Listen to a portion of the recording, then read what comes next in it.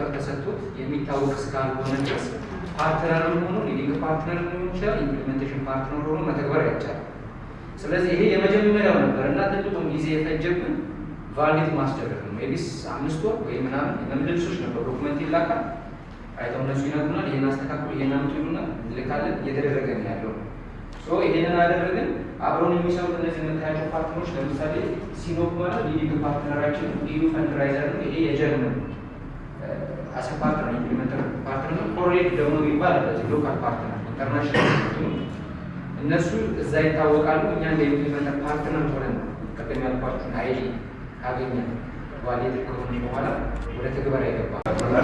ወደ ተቋማቸው መጥቶ የሜንቶርሺፕ አገልግሎት የሚያገኝበት እንደገና ደግሞ ያሉን ወርክሾፕ የተጠቀሙ ፕሮቶታይፖችን የሚያመርትበት በመቀጠል ያመረታቸውን ፕሮቶታይፖች ከገበያ ላይ ማስተሳሰር ስራ ከዛ ጋር ተያይዞ ብዙ ስታርታፖችን የማፍራት ስራ ተሰርቷል ማለት ነው።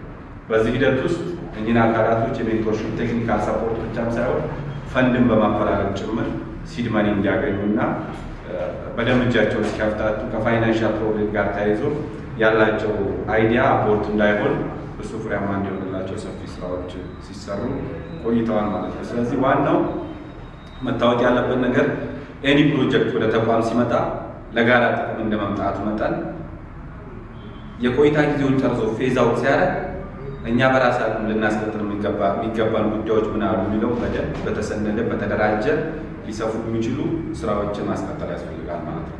እኛውም በራሳችን ከኢንኩቤሽን ሴንተር ጋር ተያይዞ እነሱ ፕሮጀክት እና ኢዩ የሚያግዙ የሚደግፉ ቢሆኑ እነሱ ከመውጣታቸው በፊት በራስ አቅም ፓራላሊ የልምምድ ስራው ጀምረናል ማለት ነው። በራስ አቅም ስታርታፖችን የመመዝገብ፣ የማወዳደር፣ የመለየት፣ የመደገፍ ኮምፒታንት እንዲሆኑ ቢኮዝ የካምፓኒዎች መፈልፈያ እንዲሆኑ ይፈልጋሉ።